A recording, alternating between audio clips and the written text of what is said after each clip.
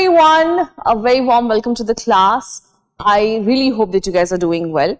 So a very warm welcome to the class. So we'll continue with our discussion on sources, right? Check.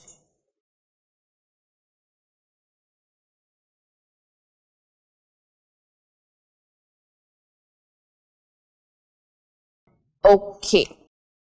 All right. Just give me 1 second. Let me open my notes and then we will continue. So I think we were doing Buddhist literature, right?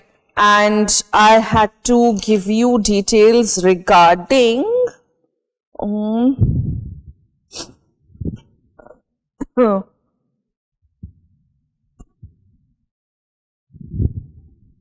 कहाँ गया? हाँ, मुझे आपको Buddhist literature के regarding details देनी थी ना. Just give me 1 second.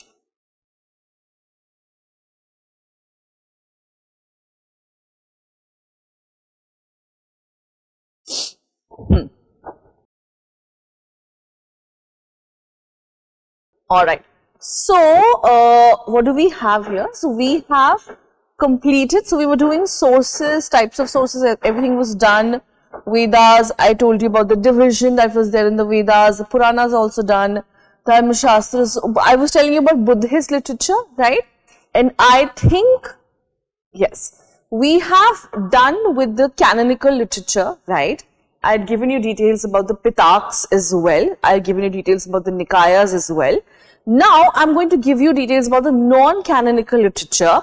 So, non-canonical basically means something which does not have, rules and regulations or teachings, right? Canonical is a book which basically has the rules and regulations, teaching, etc. But in non-canonical, obviously, you're not going to find that. You will not have those teachings, etc. Fine. So, you all know that non-canonical texts have been divided into Milinda Panha, Neti Pakarna, Nidan Katha, Deep Vamsh and Maha Vamsh. Okay. So, I am going to give you details regarding that. तो मैं आपको उसके regarding जो है वो details दे देती हूँ. ठीक है? So, Milind Panha is, I think you know what this is. So, this is actually a conversation which is happening between Milinda, who is a king, alright, and one of Buddha's disciples. तो उनके बीच में conversation हो रही है. मैं आपको पूरा details जो है वो लिखवा देती हूँ. ठीक है? So, please take this down. So, non-canonical literature, I'm giving you details about that. Fine? Okay. Alright, so please take this down. So now I'm giving you details regarding the non-canonical literature and whatever is there in the non-canonical literature. ठीक है? क्या है नहीं है वो सब मैं आपको details दे रही हूँ. What each book has. Fine? Okay.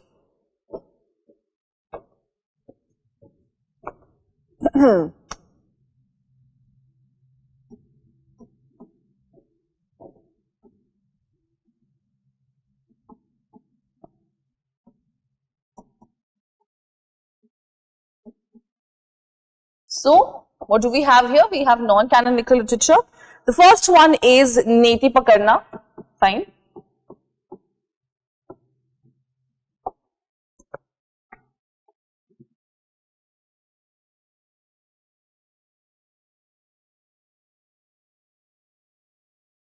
You can take it down with me only so that we don't waste a lot of time.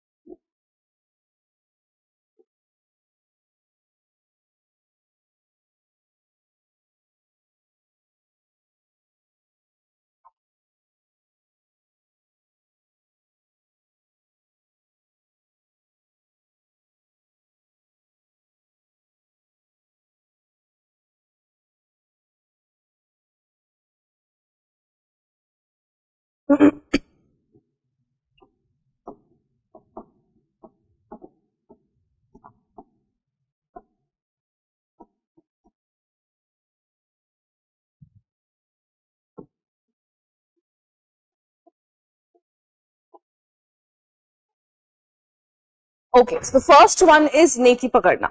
All right.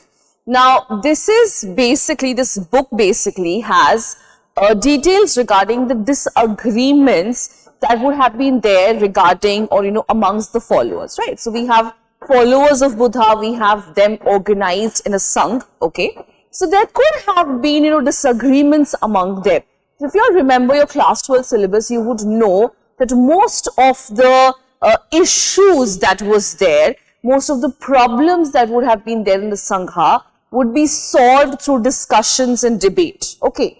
So, sometimes it's not possible to always come to a concrete conclusion. So, then there would be disagreements. Okay.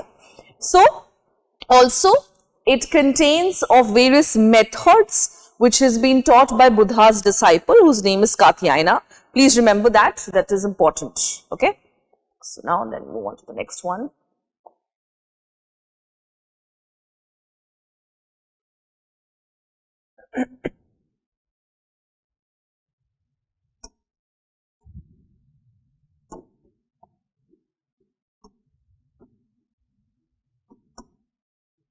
Sorry.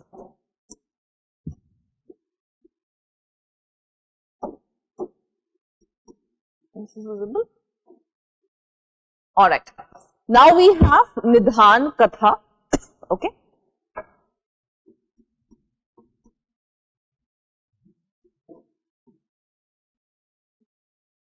So, now this has stories regarding Buddha. Alright. And it is divided into 3 sections. That is his birth, enlightenment and nirvana. So, stories regarding Buddha, birth,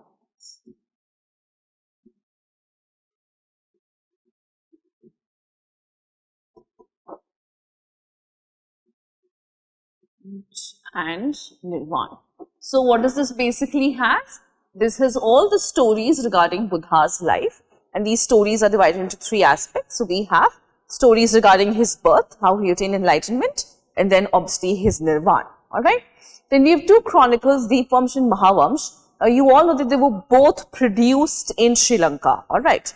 So, Deepvamsh is the chronicle of the island, which is Sri Lanka, and Mahavamsh is the great chronicle. So, this is obviously talking about Buddhism. So, it is chronicled Buddhism. Fine. So, what do we have? We have Deepvamsh,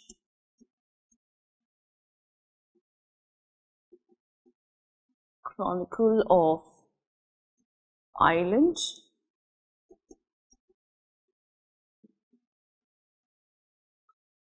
Mahavamsh. Alright. It is the great chronicle.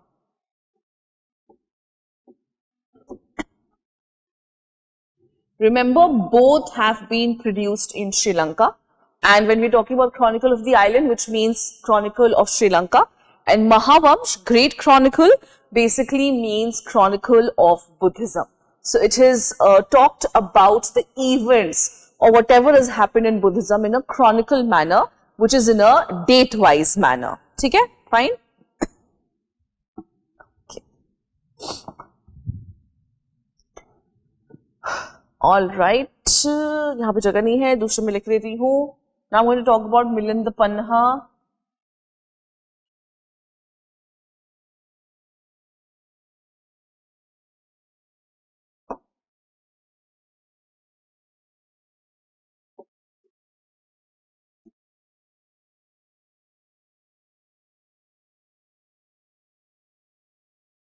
So when I'm giving you details regarding these books, you should remember them because you can get questions from here. Date is from 1000 BC to 200 AD.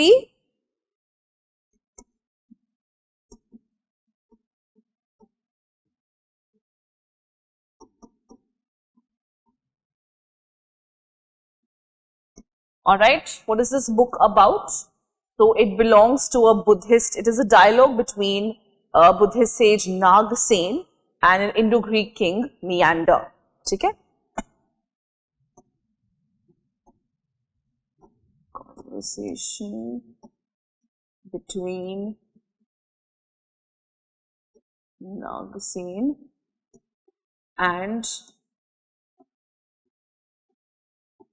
Indo-Greek king Meander. Okay, all right. So this is the chronicle. This is what the book is talking about. Fine. So these are what? These are your non-canonical texts. Non-canonical basically means those texts, you can say, which do not tell you about the rules and regulations, right? So first of all, we have Neti Pakarna, which is a matter of disagreements among the scholars, a disagreement among the Buddhist scholars, right? It also has the methods which has been taught by one of Buddha's disciple, which is Katyayana. Then we have Nidan Katha. So this basically has stories regarding Buddha's life, his birth, enlightenment, nirvana, etc. Deepvamsh is the chronicle of the Dweep or the island Sri Lanka. Then Mahavamsh is the great chronicle, which is obviously talking about Buddhism. Alright, it has chronicled Buddhism. Fine. Then we have Milinda Panha. Alright, this date back to 1000 BCE, 200 AD. Is this conversation between Nagasen and an Indo-Greek king Meander. Okay, तो यहाँ पे finish होता है हमारा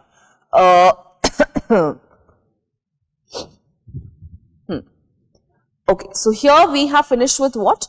Here we have finished with Buddhist literature, all right? And now we're moving on to Jain literature, ठीक है? तो चलिए अब हम आगे बढ़ते हैं. Now let us move on to the Jain literature. Okay, so the sacred books in the Jain literature, the sacred books, which means books which are sacred, books which are religious, ठीक है? They are known as सिद्धांत और अगम. उनको क्या कहा जाता है? उनको या तो सिद्धांत कहा जाता है या अगम कहा जाता है. This is what they're known as. Fine. So the language of the earliest texts which were produced in Jain literature, they were in Prakrit. Fine. Is Prakrit and Andhra Magadhi. This was the language which has been used in the earliest text, which is Prakrit or Andhra Magadhi. Okay. Now, the Shwetambar tradition includes 12 Anga, 12 Upang, 10 Paniyas, 6 Cheda Suttas and 4 Mool Sutra. मैं आपको सब बताऊंगी क्या-क्या चीजें हैं. What are each of these? Fine. Now, the Digambars have given importance to Angas. Fine. Digambars ने किसको importance दिया है? Digambars ने जो है वो Angas को importance दिया है. Fine. The non-canonical works, again, non-canonical means something which will not tell you about the rules and regulations. They are in the Prakrit language, and there are certain commentaries on the non-canonical works like Niryuktis, Bhashyas, then we have Churnis, okay, Tikkas, Ritis and Avachurnis. These are in Sanskrit, okay. I know अब आपको लग रहा है कि यार ये क्या हो गया, इतनी सारी चीजें बता दी मैम ने. तो अब मैं आपको काम करती हूँ, इसको एक एकदम सिंप्लीफाइड फॉर्म में आपको समझाती हूँ. ठीक है, चलिए एकदम सिंप्लीफाइड फॉर्म में करेंगे इसको हम. सबसे पहले तो ऊपर लिख लेते हैं क्या, संगम, सॉरी सबसे पहले तो हम लिख लेते हैं जैन literature. ठीक है, what do we have? We have Jain literature. Fine. Now under Jain literature, the sacred text, right? What do you mean by sacred text? Text which are sacred or text which are religious. Fine. So the sacred texts are known by two names, which is what? Siddhant and Agam. Okay, what are they known as? Siddhant, fine, and they're known as Agam. Okay, either they'll be known as Siddhant or they'll be known as Agam. Fine. Now, what is the language of these canonical texts? Okay, also understand कि ये क्या है. These are your canonical texts. What is canonical? You know what canonical is. आप जानते हैं कि ये क्या है canonical text. And what is the language which has been used here for Siddhant and Agam? The language which is used is Prakrit and Andhra Magadhi.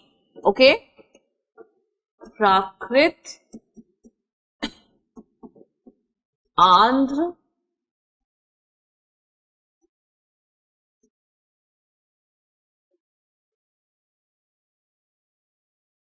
Magdhi, ठीक है। This is the language which is being used, fine. ये तो हो गया हमारा, ठीक है। अब हम आते हैं श्वेतांबर ट्रेडिशन के अंदर। तो Shwetambar tradition, how many books do we have under the Shwetambar? Now you know that Jainism is divided into Shwetambars and Digambars, right? So under Shwetambar tradition, what do we have? So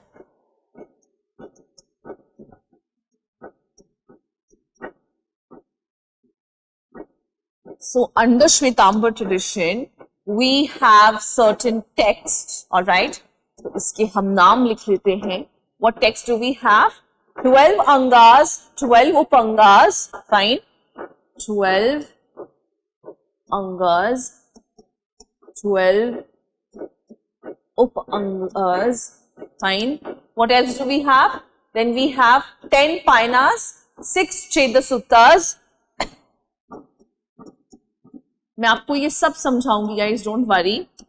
6, we have 6 chedasuttas, all right. Then what do we have? Then we have 4 mool sutra, ठीक है.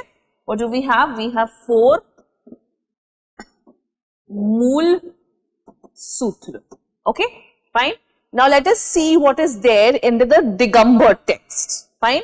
So Digambars के अंदर आपको क्या मिलेगा? So under Digambars, you are going to find only importance which has been given to what? Angas. Fine. Only importance has been given to Angas. Fine. Now under non-canonical text, what do we have? Okay. So next जो हमारा division है वो है non-canonical. So non-canonical text के अंदर who do you have? What are the texts that you have? So under non-canonical you have niryuktis, bhashyas and churnis. ठीक है? Niryuktis, bhashyas, and then you have churnis. ठीक है? I'm just giving you the names. I'll then give you the explanation as well. Don't worry. All right. And then under Sanskrit literature, what do we have? Under Sanskrit language, we have tikkas, vrittis and avachurnis. ठीक है? तो यहाँ पे space नहीं है तो मैं नीचे लिख देती हूँ. Fine. This is another division you can say. So under Sanskrit, what do we have? Under Sanskrit, we have what? Under Sanskrit, we have tikkas, vrittis and avachurnis. So tikkas, vrittis, avachurnis. ठीक है? ये क्या है? अब ये नाम है books के, ठीक है? तो मैंने आपको डिविजन दे दिया. So Jain literature, the most sacred text, this is the broad division of Siddhant and Agam. Fine. Now under Shwetambar tradition, we have 12 angas, 12 upanga, 10 painas, 6 chedasuttas and 4 moola sutra. Okay. Digambars only give importance to angas. Fine. Non-canonical text includes niryuktis, bhashyas, churnis, and Sanskrit text includes tikkas, vrittis and avachurnis. Now I'm going to give you details regarding each of these books. कि ये क्या है, कैसे हैं, इसमें क्या आएगा, नहीं आएगा, वो सब कुछ. ठीक है?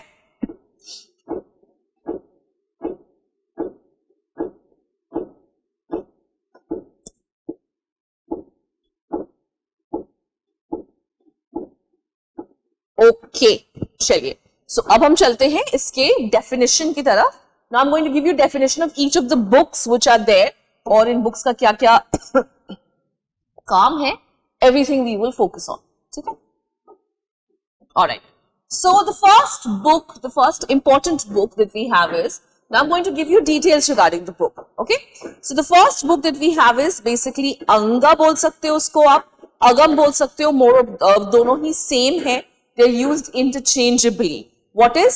So agam और anga. ठीक है? तो यहाँ पे हम एक और चीज कर देते हैं ताकि कंफ्यूजन ही नहीं रहेगी. So agam and anga. Okay? Alright? So that there is no confusion here at all. So what do we have in agam? Or what is agam? So basically this is talking about the Jain Shastras. Alright. So now you all know that there were 25 Tirthankars, sorry, 24 Tirthankars in the Jain tradition, right? Sorry guys, just give me 1 second. I know mic chala gaya hai. Ha. You all know that there were 24 Tirthankars in the Jain tradition, right? Aapko pata hai.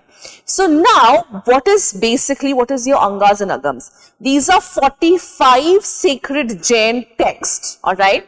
So these are different texts which has been produced by or which has been composed by different Tirthankars or different teachers, alright?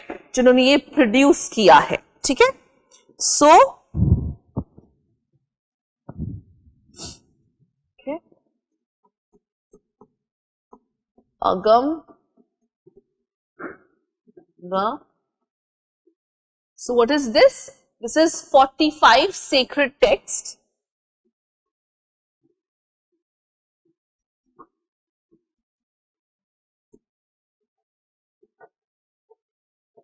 based on Tirthankars. ठीक है? इस पे based है, ये Tirthankars पे based है. Fine. Then what is Upanga? Upanga is what? It is talking about the fundamental beliefs of Jainism. Okay? Upanga किसके बारे में बात करते हैं? Fundamental. So what are the fundamental beliefs of Jainism, guys? So fundamental beliefs of Jainism is obviously ahimsa, karma, soul, nirvana. ठीक है?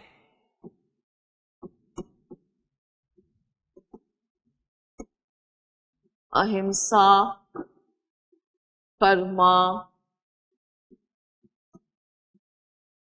soul, nirvana. This is what it is talking about. ठीक है? Then what is your Painas? Fine. So Painas is basically one of the 6 divisions of the canonical text in Jainism. ठीक है? Painas क्या है? One of the 6 division of canonical text in Jainism. ठीक है? तो ये सब क्या है? What? These are what? These are your canonical text, right? So under canonical text, Painas are one of the 6 divisions. So canonical texts are divided into a lot of divisions, as you can see. It is divided into Angas, Upangas, Painas. So Paina is basically like the 6th division. Fine? Okay. Next, what do we have? Then we have the Cheda Suttas. Cheda Suttas is talking about what?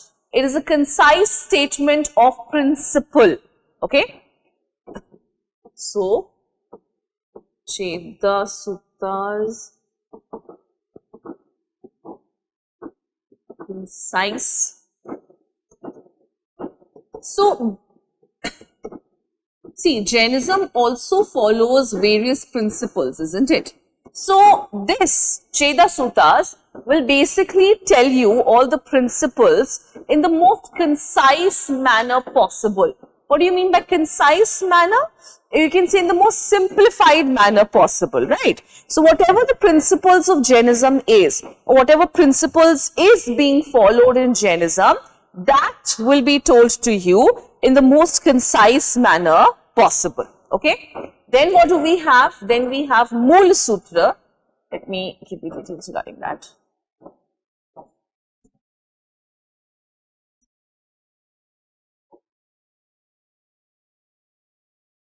Okay, what do we have next? Next we have Mool Sutra. So this talks about the basic doctrines of Jainism.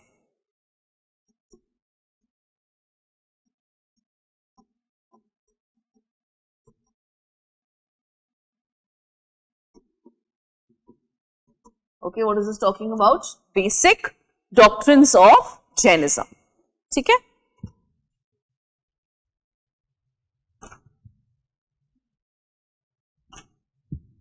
All right. Then what do we have? Then we have niryuktis, bhashyas and churnis. तो मैं आपको वो उसको explain कर रही हूँ. Now you all know niryuktis, bhashyas and churnis are your non-canonical texts. Okay? All right. So niryukti, what is niryukti about? So it basically has rules and regulation for the monks while they were traveling.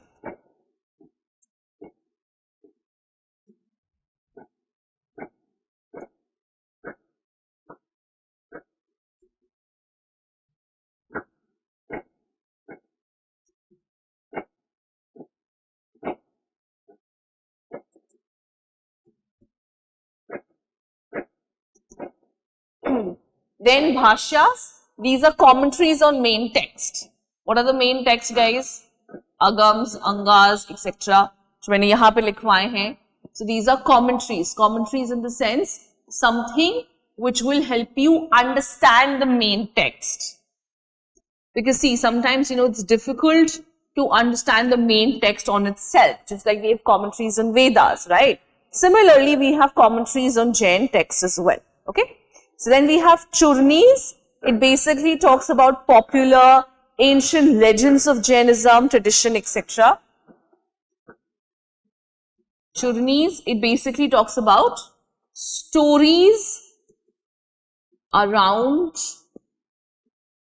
and of Jainism. ठीक है, किसके बारे में बात करते हैं? Talks about the stories which are around Jainism. ठीक है?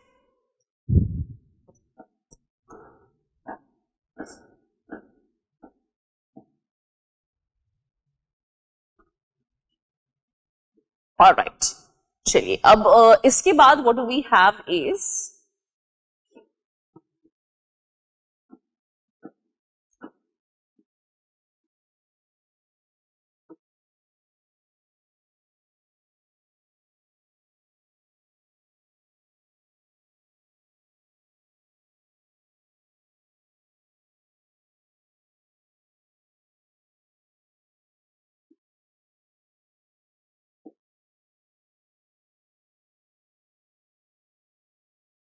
okay.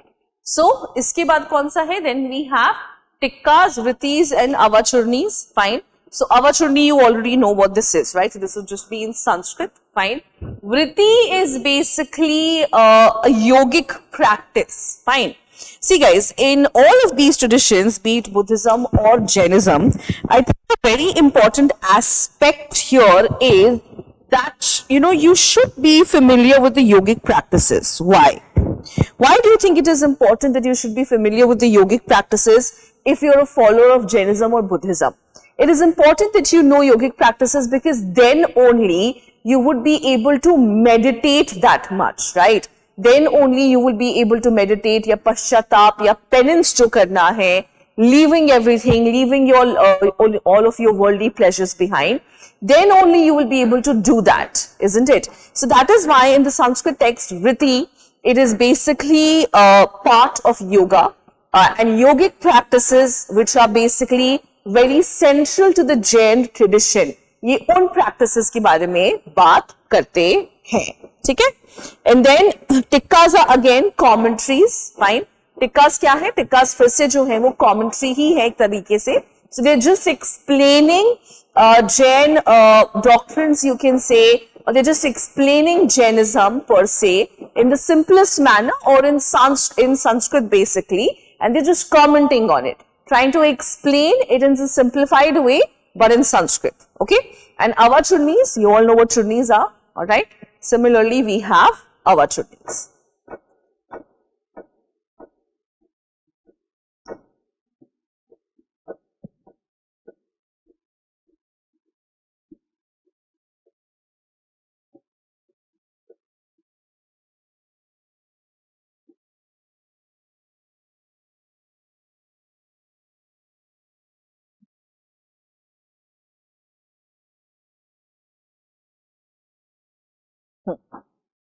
ठीक है? So what is avachurni? Avachurni is the one of the same things. So again, it has stories around and about Jainism, but obviously in a different language, which is your Sanskrit. language. Okay, तो ये हो गया हमारा, यहाँ तक किसी को कोई प्रॉब्लम नहीं है. I hope everyone is okay with this. ठीक है? All right. Okay, let me see if there is anything that we have missed. Not really.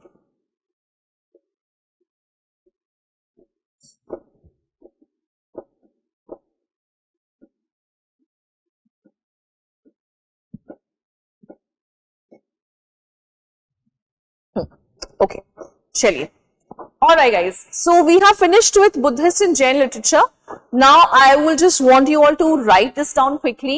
मैं आपको 5 मिनट दे रही हूँ, 5 मिनट, हाँ 10 मिनट ले लीजिए. Just quickly write down this entire thing and then we'll move on to Tamil literature and then Kannada literature. Okay?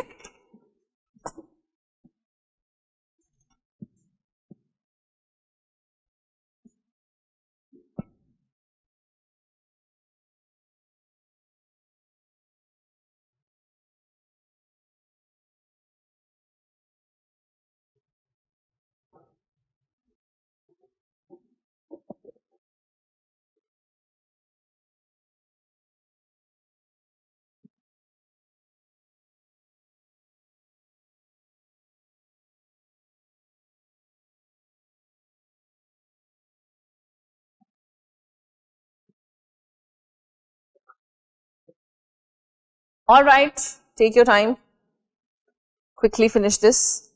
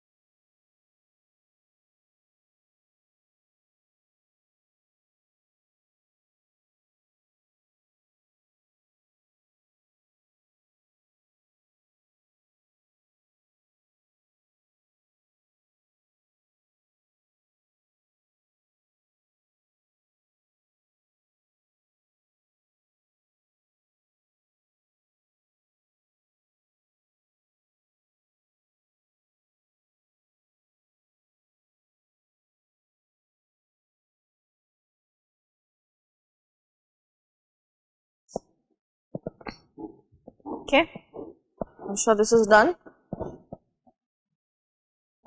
इसको take down कीजिए.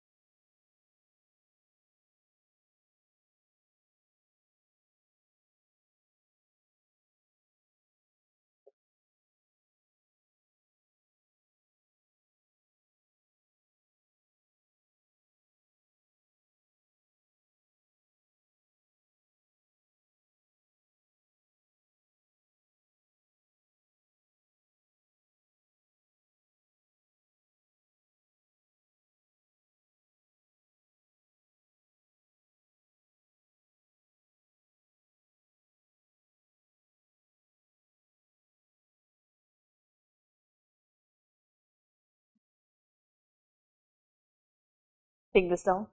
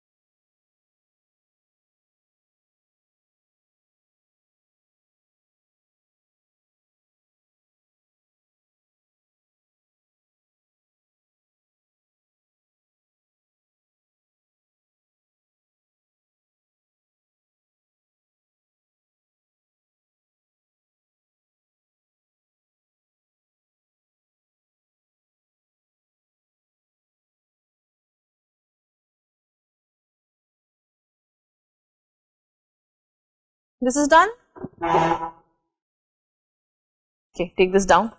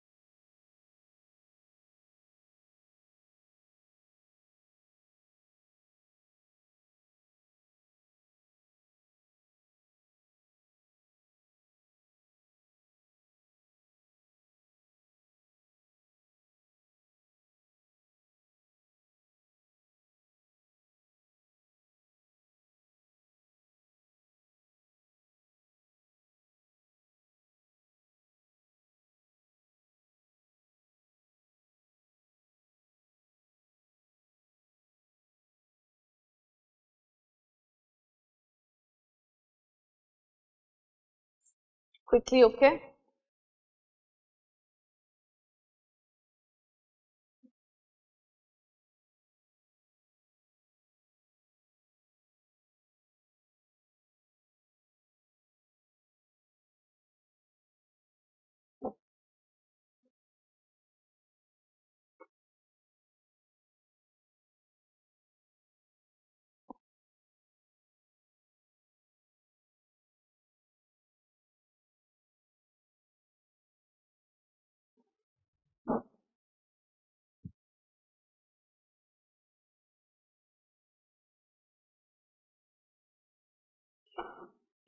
All right, so I'm sure we're done with this. So now we are moving on to, so we finished with Jain literature and okay, we'll just go back to the main flowchart once.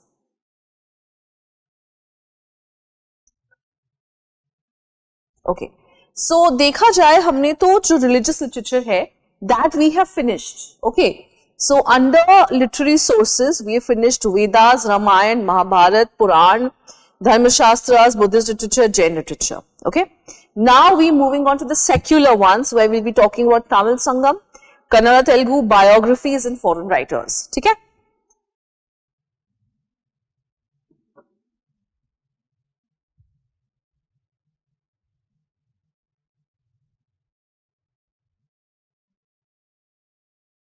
All right.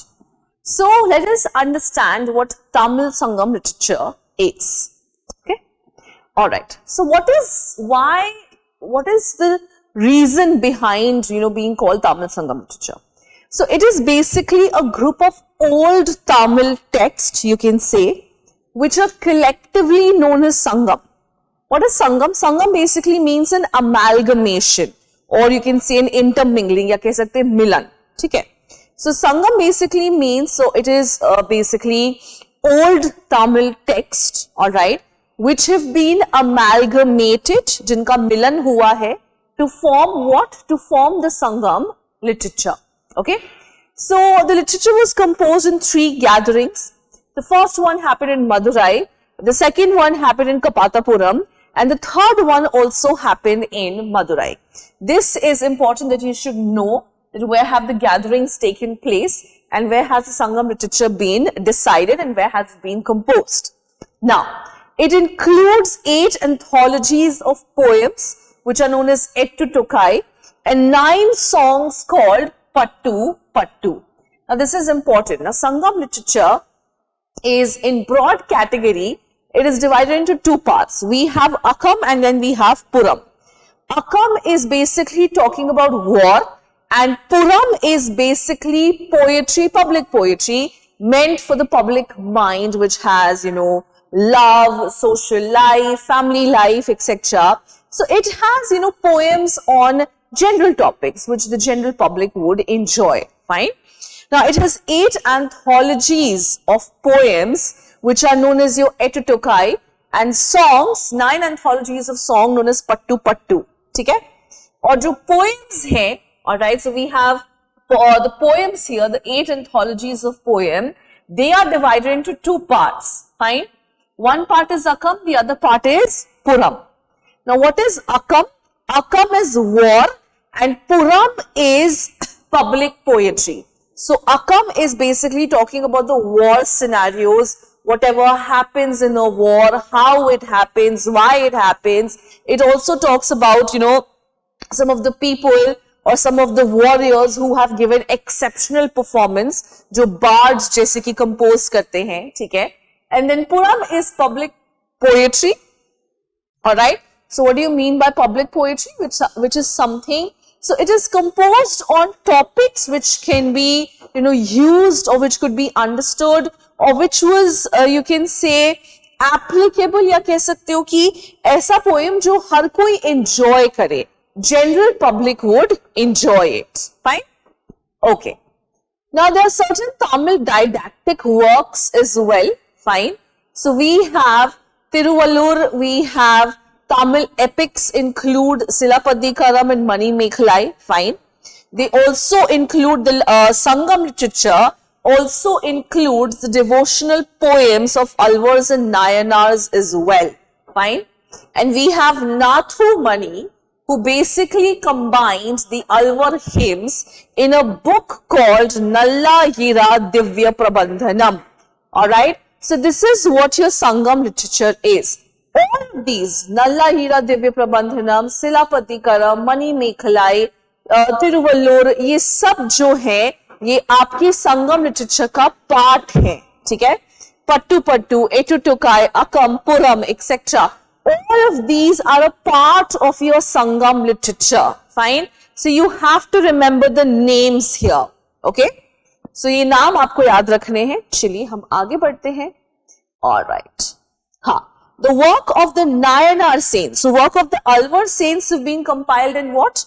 In a book called Nalla Hira Divya Prabandhanam. Right. And the book of the Nayanar saints have been compiled in a book called Tirumurai. Fine. इसको क्या कहा जाता है? That is known as your Tirumurai. Fine. Nambi also wrote a work called Tirutondar Tiruvanatati. Fine. So, these are the works which you have to remember. Now, they are all part of your Tamil Sangam literature. Fine. So, as you can see, what is Tamil Sangam literature? It is basically a collection of the old Tamil works, which includes works of Alvars, Nayanars, Silapadikaram, Mali Mekhalai and other works as well. Okay. Alright. Moving ahead. Now, let us talk about Kannada and Telugu literature. So, the oldest piece of surviving literature is Kaviraj Marg, fine, written in the 9th century. It is a work on poetics. Okay? What is the oldest piece of surviving literature? The oldest piece of surviving literature is Kaviraj Marg, which is obviously talking about poetics, right? It will tell you about the nitty-gritties, about the intricacies, about the various types of poetry, about the various kinds of poetry, fine? The best known poets include Pampa, Pona and Ranna, और उनके जो important काम है वो दिए हुए हैं. So Pampa is basically someone who produced Adi Puran, all right. Then they also produced Vikram Arjun Vijaya, and he also was given the title of Ubhya Kavi Chakravarti, matlab ubharte hue kavi, all right, and someone who's Chakravartin in the sense someone who knows all the intricacies of a song composition. ठीक है, चक्रवर्ती का मतलब होता है जो बिल्कुल महारत हो, someone who knows it all, right? So yes, we have Pampa. The earliest surviving Telugu work is Nayana's rendering of Mahabharat.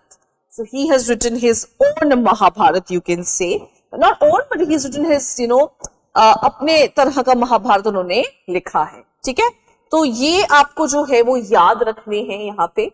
So what do we have? The earliest Kannada literature is Kavi Rajmarg, fine. Then some important poets include Pampa, Pona, Rana. Pampa का important work जो है वो दिया हुआ है, that is Adi Puran. Also Vikram Arjun Vijaya, and he also had the title of what? Ubhya Kavi Chakravarti, fine. The earliest surviving Telugu literature is Nannaya's rendering of Mahabharat. So what he understood Mahabharat as, ठीक है. अब ये जो है यहाँ पे, these are your biographies and histories in text, all right. अब ये जो है ये आपको याद रखने हैं. Who has written what, fine. So early Sanskrit poets and playwrights include Ashwaghosh and Bhash. So Ashwaghosh ने क्या क्या लिखा है? He has written Buddha Charita, Sariputakarana and Saundrananda. ठीक है, Saundrananda. Then Bhash has written Panchatantra, Dhatu Kavya, Bal Charita, Swapna Vasvadata. ठीक है, Kalidas Abhigyanam Shakuntalam, Vikramovarshya. This is a drama. Vikramovarshya and Abhigyanam Shakuntalam is drama. ठीक है, Raghuvamsh and Kumar Shambhav and Meghdoot are poems. Fine. Then Vishak Dutt has written Mudra Rakshasa, Devi Chandraguptam and Panchatantra. Again, these are what? These are your dramas. Sorry. ठीक है, हाँ, ये dramas हैं. Grammar, we have Panini. He has written Ashtadhyay. Then Patanjali, we have Mahabhashya. This is what is the book that he has written. Statecraft, we have Kautilya. He has written Ardhashastra. Astronomy, we have Aryabhat. He has written Aryabhatiya. Then we have Varha Mihiras, who have written the Brihat Samhita. Fine. Darshan texts belonging to Samakhya, Yog, Nyaya, Vaisheshika, Purv Mimans and Uttar Mimans school. ये सब हम explanation भी देंगे आगे जाकर के. Alright. When we do the Vedic and Vedic age, Vedic and later Vedic age, I'll be telling you about these. Samakhya, Yog, इन सब के बारे में बताऊंगी मैं. Fine. Then we also have some biographies. Harsha Charita's Ban Bhatt, Vakpati Godwana about Yashovarman of Kannauj. ये नाम है guys, ये आपको याद रखने हैं. ठीक है. This is something you will have to remember. Fine. Okay. Then we have Bilhans Vikram Dev Charita. This is about a Chalukyan king, especially Vikramaditya VI. Fine. Then we have Greek writers, Megasthenes, who has written Indica. Then Periplus of the Aetherian Sea. This is obviously anonymous. We don't know the writer. Now, Aetherian Sea is basically your Red Sea. Okay? Aetherian Sea kya hai? Aetherian Sea is Red Sea. Then we have Chinese writers. We have Fa Hien. Now, he came to India when? In the 5th century, alright, AD. Now, he describes the conditions in India, particularly in the age of Gupta. So, please remember this, alright. Fa Hien is associated with Gupta, okay. Now, Fa Hien's travels lasted from 399 to 414, fine, and he was confined mostly in northern part of India. And he has described what? He has described the social, religious and economic conditions during the Gupta period. Now, here what we have is, we don't have a lot of details here, है ना? हमारे पास बहुत ज़्यादा detail में यहाँ पे description नहीं है. बट आप बिल्कुल टेंशन नहीं लीजिएगा, मैं आपको डिटेल्स में इसका जो हैंडआउट्स है वो प्रोवाइड करूंगी, ठीक है। I will be providing you with what, I will be providing you with detail handouts of this, और अगर मुझे टाइम मिलेगा तो मैं आपको क्लास में ही ये करवा भी दूंगी, okay. So, who do we have here? Chinese writer, we have Fa Hien. When did he come to the country? In the 5th century. He is associated with Guptas. His travels were mostly in northern India, and he tells us about the economic, social, religious condition during the Gupta period. Okay? Then you have Yuan Tsang. He came to India in the 7th century, and he is associated with Harshvardhan. Okay? So, he has written in detail about the glory of the Nalanda University, fine, and he spent how much? He spent 10 years in India, and when he went back, he has taken a lot of products, sorry, not a lot of products, but he has taken a lot of things back, he's taken a lot of things from India back to his country. He has taken a number of manuscripts, Buddhist manuscripts, which he wanted to translate, ठीक है, तो काफी सारी चीजें ले गए थे, स्कल्पटर्स जो हैं वो भी ले गए थे वो, fine, a lot of Buddhist sculptures he had taken away with him, and actually उनकी ship जो है ना वो capsize कर गई थी, मतलब उनकी ship जो है वो डूब गई थी, so some of the manuscripts was lost, alright, some of the manuscripts that he was carrying were lost, alright, but then obviously he eventually was able to take it back to his country. Then in Arab writers we have Al-Biruni. Now you all know who Al-Biruni is, you've read about him in class 12. Again, I don't think I need to go into details here, but still. So, he belonged to the Khaif, modern day Turkmenistan, alright. He visited India to learn about its people and study Indian texts in their original language, okay. Now, his book is known as either Tehqiq-e-Hind or Kitab-ul-Hind, fine. It is an encyclopedia kind of a thing, because it covers around, almost all the topics. So it has, Indian script, sciences, geography, astrology, astronomy, alchemy, beliefs, customs, religious, social norms, etc. Fine.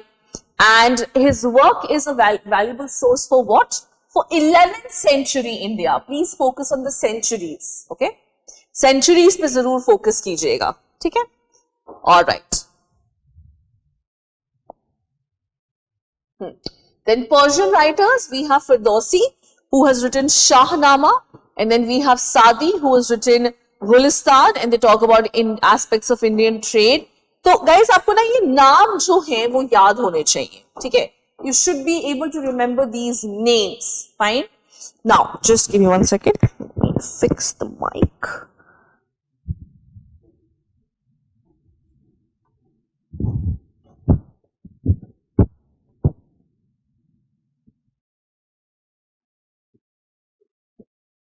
So what you have to do is you have to remember these names, guys. आपको जो है ना ये नाम याद होने चाहिए यहाँ पे, ठीक है? So okay. Now Kannada literature और तमिल लिटरेचर उसमें तक हमने एकदम अच्छे से जो है वो खत्म कर लिया है, ठीक है? आई थिंक वहां तक आप लोगों को कोई भी डाउट, कोई भी प्रॉब्लम नहीं है, fine? Now from here it's actually all about remembering यहां से, because these are what, now these are very important, guys. इससे अगर आप, if you've ever seen your previous year's question, you would see that you get questions from here.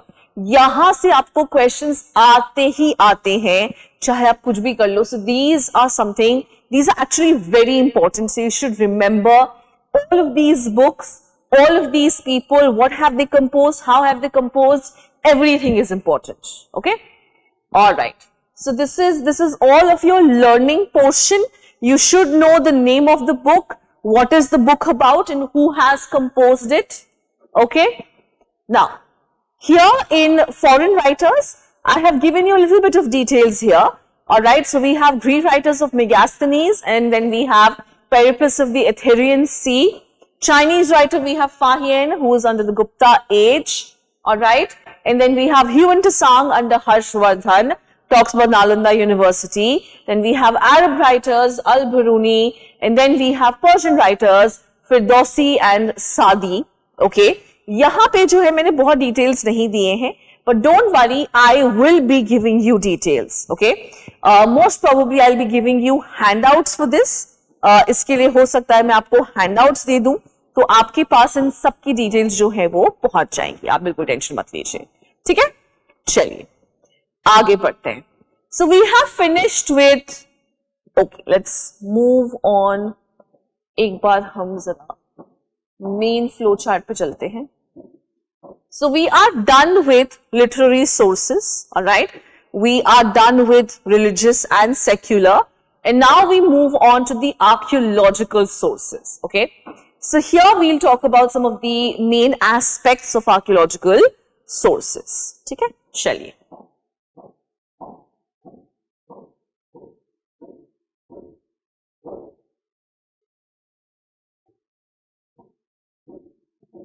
All right.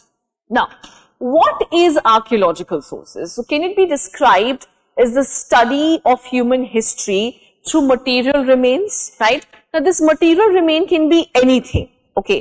It can be a pottery shard, it can be copper mirrors, it can be seals, it can be sculptures, it can be fire altars, it can be plows, it can be toys.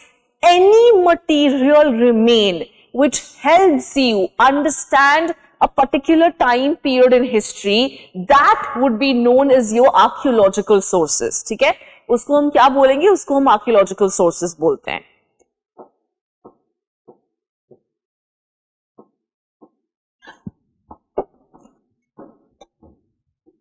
Now, there are two very closely associated, you can say, concepts with archaeology, and that is excavation and exploration.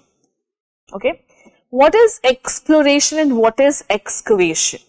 Now, first of all, what you do is, before you start excavating, before you start digging, obviously you have to do exploration. In the sense, suppose there is a mound that you want to excavate, है ना? एक mound है जिसको आप excavate करना चाहते हो. So before you start excavating, you have to do some exploration to understand that, oh, this is the mound. Oh, this has been occupied for these many years. Alright, so these are the layers that we are going to find, isn't it? तो आप क्या करोगे? आप उसको पहले explore करोगे, isn't it? You just don't take chain and hathori and start digging at a place just out of your whims and fancies. No, you don't do that. You explore a place. You try to know what there is. You know who the people are. Are they getting affected by it? So what is your first step? The first step is your exploration, fine, so that you understand what lies on the surface, and then we have excavation. So when you are digging a deep hole, you can say, or when you dig the mound that you have just explored, that is known as your excavation, okay? So what do you mean by exploration? Exploration is something you do to understand the mound, to know what is there on the surface, fine. Once you've done that, you do what? After that, you basically excavate, in the sense, you dig a big hole, you can say, ya dig deep karte ho on the mound to know now what is there inside, okay? Now, when excavations are being done, stratigraphy has to be followed, fine. And generally दो तरह के excavation होते हैं, horizontal and vertical. In horizontal, large surface area is covered, and in vertical, a smaller surface area is covered. Let me explain this. Though you've done this in class 12, let me, but फिर भी मैं आपको explain करती हूँ. मान लेते हैं कि आपका mound है जिसको आप excavate करना चाहते हैं, ठीक है? This is the mound which you are willing to excavate. Now, suppose this mound has been occupied for around 3,000 years, alright? Now, the people who were living in the 3,000, whatever deposits that they have left behind, that would be on the lowest level, isn't it? सबसे नीचे कौन सा होगा? सबसे नीचे आपका 3,000 वाला होगा, right? है ना? Then on top of that, you will have everything which has been left by the people who were living in 2000s, right? Okay. Then on top of that, you will have people who were living in the thousands, okay, and the people who are living recently on the mound. जो सबसे ऊपर अभी recently रह रहे हैं, they are going to be occupying the topmost layer, and whatever deposits that they have left behind, जो भी deposits उन्होंने छोड़े हैं, वो कहाँ deposited होंगे? On the topmost layer, isn't it? It is going to be deposited where? On the topmost layer, which is your 500, BC रहने देते हैं. But हाँ, people who are occupying it right now, in the present, whatever deposits that they have left behind, that is going to be found on the topmost layer, है ना? तो सबसे ऊपर वाले layer पे आपको मिलेगा. Okay.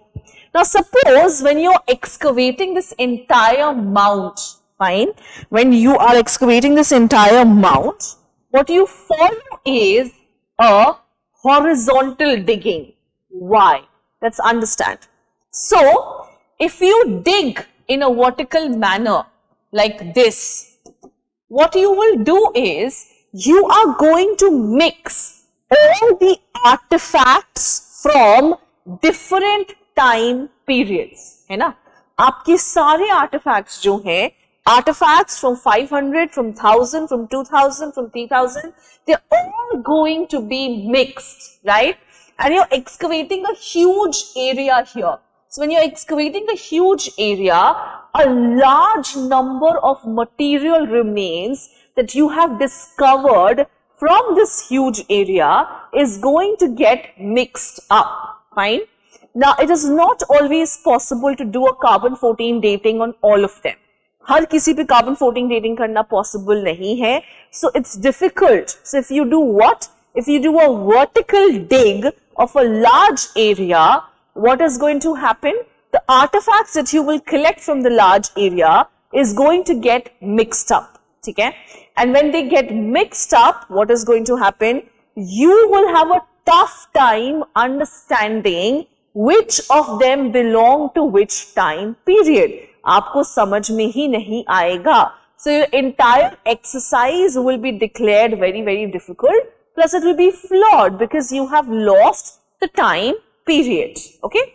So when you are excavating a huge mound or a large area, generally it is suggested that you do a horizontal digging so that you can cover each layer and so that you can cover basically each time period. So you know that the layer that you have dug will have artifacts from 500 BCE only. Okay?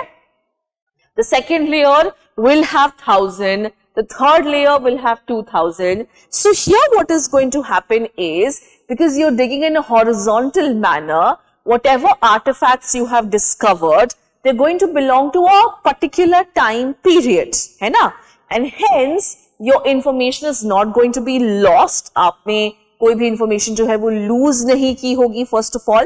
And secondly, what is going to happen is, the task would be rendered easy. मतलब आपको इतना difficult नहीं होगा उन सबको organize करना, ठीक है? But suppose you're only digging like a small portion. Suppose you're digging only this area, ठीक है? मान लीजिए कि आप सिर्फ इतना area ही dig करना चाहते हो, fine? So if you're digging a small area, alright? Sorry. So if you're digging a small area, what you can do is, if you're digging a smaller one, you can go vertically, ठीक है? फिर आप vertically जा सकते हो. Why? Why can you go vertically? Because you're digging a small area. The artifacts that you will find also is going to be smaller. The number is going to be smaller. And when you have a smaller number of artifacts, it's actually easier to classify them. उनका dating करना actually easier होता है, ठीक है? So this is your stratigraphy which has to be followed. Fine? Now, let's talk about the dating techniques that we have. So relative dating techniques identifies the orders in which sites or artifacts were used in the sequence from earliest to latest, जो मैंने अभी आपको समझाया. That is what your stratigraphy is all about. ठीक है?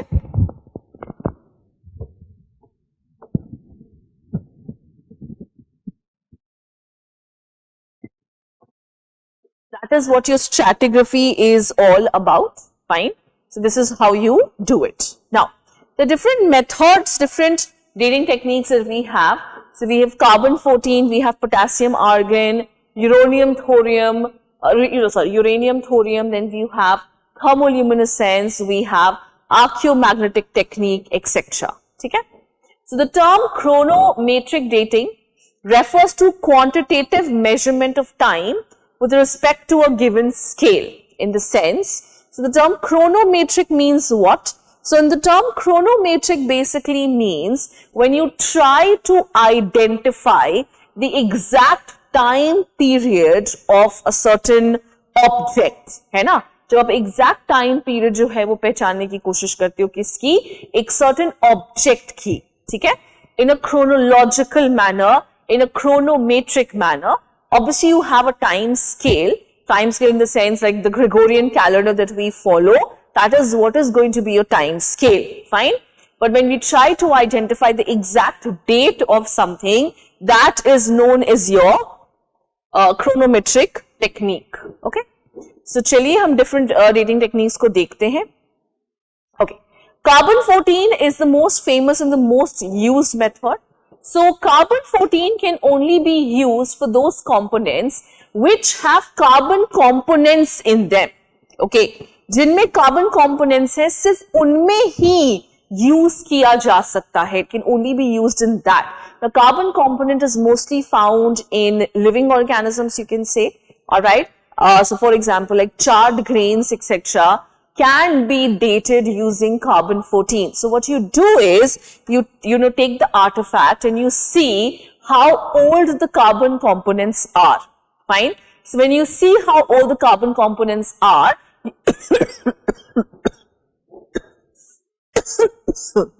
sorry. So when you see how old the carbon components are, you know that okay, ये इतना साल पुराना है, ठीक है? Suppose you have a grain, okay? So suppose the grain was grown in 2000 BCE, all right? So the carbon components of the grain would also be formed at that point of time, right? So when you date the carbon components, you would see that, oh, the carbon components are 2000 years old, fine, or it was in 2000 BCE. So then you can safely conclude that अच्छा ये जो है ये इतना ज़्यादा पुराना है. A similar technique, I'm just giving an example, bones के साथ भी use करते हैं हम. How do you identify how old the person is? So basically what you see is how old is the carbon component in the bone that we have. So the old, जितना ज़्यादा, जैसे मान लो कि carbon component जो है वो 25 साल पुराना है, ठीक है? तो हम कह सकते हैं कि अच्छा ये इंसान जो है ये 25 साल का था जब वो मरा, ठीक है? Right? So that way. So basically what you do is you identify the carbon component and you see how old the carbon component is. When was it formed? When did it stop, being alive? है ना? Carbon component एक ऐसी चीज है जो एक living organism में तब तक जिंदा रहेगी जब तक इंसान जिंदा है, जब तक वो चीज जिंदा है, ठीक है? So till the time that particular thing is alive, the carbon component is also going to be alive, okay? And the moment the person dies, all right, or the moment that thing dies, the carbon component also will die, okay? So for example, you have identified that, okay, this carbon component died in 2020 and today is 2023, fine? So can you not conclude that, okay, this artifact, fine, how old is this artifact? This artifact is somewhere around, ये आज से 3 साल पहले मरा है, fine. So अगर हम उसके फिर हमें उसके bones के according उसका age पता कर सकते हैं. So maybe he was like 23 years of age. So can we say that yes, he was born in 2000s, right? So this is what your carbon-14 dating is. Then we have potassium argon.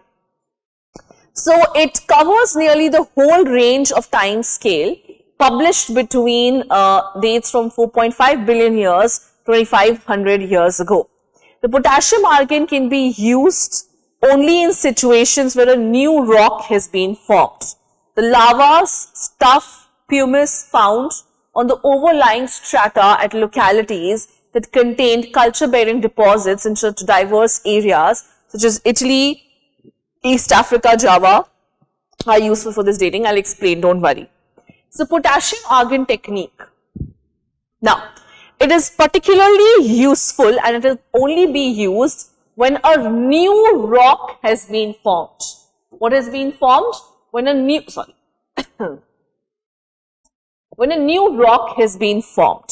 Fine. So basically, now if you, I think इसका बहुत अच्छा example हो सकता है. I'm sure you are aware about Pompeii, right? You know what happened in Pompeii, right? So Pompeii, there was a volcanic eruption, and everyone got submerged in that volcanic eruption, right? And people were literally burnt in that volcanic eruption, right? But what happened in that volcanic eruption is that people were preserved as they were. So suppose, people were running, suppose they were in this position and the lava washed over them in that position. They have been, preserved in this position only. इसी position में वो preserved हैं, ठीक है? So now, because of the lava covering them, there's a new rock which has been formed, right? Okay. So if you date, so rock have potassium and argon, you can say traces in them, ठीक है? What does the rock have? The rock has potassium and argon traces in them. Okay. So what you do is, so suppose the rock has washed over them. So just can you take out the rock, all right, and see how old is the potassium, है ना? आप ये check कर सकते हो ना कि potassium जो है वो कितना ज़्यादा पुराना है, right? Isn't it? So you take out a piece of rock, you date, right? You see how old the potassium is. Fine. So what do you see? You see that the potassium is around 2000 years old. Fine. So 2023 minus 2000, can you not get the exact date of when the lava or when the volcano would have erupted? है ना? आपको exact एक date पता चल जाएगी कि ओ हाँ इस time पे जो है वो lava erupt किया होगा. Fine. So this is exactly how carbon-14 dating and potassium argon is done. So what you do is, you see how old the carbon is, or you see how old the potassium is, and then suppose the potassium is 2000 years old or carbon is 2000 years old, 2023 minus 2000, you would know the exact date of the event. Fine. So this is how it is done.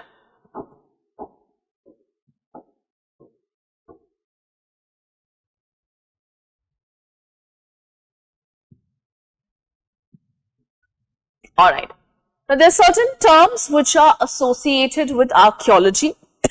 Let's take a look at them. So, we have archaeometry.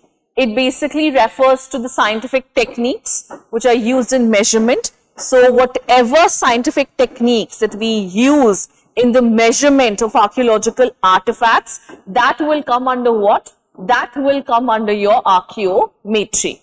Okay? Then we have paleontology. It basically studies the remains of dead organisms over different periods of time, over huge periods of time actually. Fine. Then we have faunal analysis. So here it gives you information about the animals which have been hunted and domesticated. So you can use their bones to understand this. Paleopathology. It is the study of diseases by analyzing the bones. So if you want to study a disease, what you do is you analyze the bones of the animals or humans. Ethnoarchaeology, it studies the behavior and practices of living communities. Ethnoarchaeology studies the ethnicity, so it studies the behavior, practices of various communities, you can say, of various societies. Alright. Next what we have is epigraphy. The study of inscriptions is known as epigraphy. So I think we are now left only with epigraphy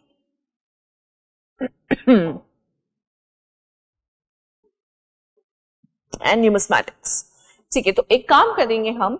Epigraphy and numismatics is something that we will continue in the next class. Alright, इसको हम next class में continue करेंगे, and most probably we will also be able to start with the next topic, which is your pastoralism, और मतलब जो tools हैं हमारे, जो हमारा next topic है about Paleolithic, Mesolithic, etc. हम most probably वो भी start कर सकेंगे. So we will do that as well. Okay? All right. So, okay. So I'm now giving you 5-10 minutes मैं आपको दे रही हूँ. अगर आपने कुछ भी miss किया है तो वो आप चाहे तो लिख सकते हैं. What you can do is you can just write these down. So if you've missed any of it, अगर आपको कुछ भी miss हुआ है इसमें तो आप 5-10 मिनट ले लीजिए, इसको लिख लीजिए. If there's anything that you have not understood, you can also tell me that. Next class we'll continue with inscription and then coinage. Coinage का मुझे आपको एक पूरा अच्छा खासा सा फ्लो चार्ट देना है, वो मैं आपको दूंगी तो अच्छे से क्लियर हो जाएगा. ठीक है?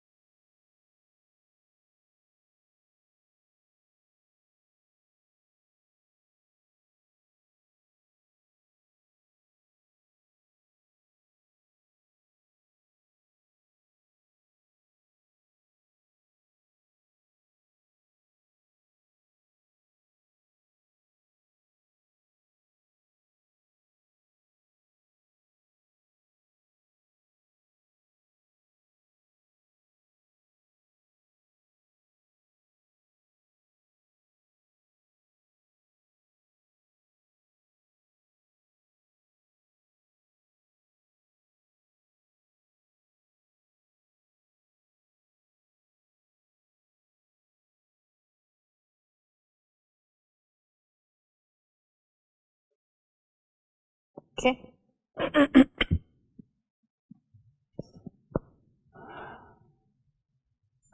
अगर ये रह गया है तो इसको भी लिख लीजिए.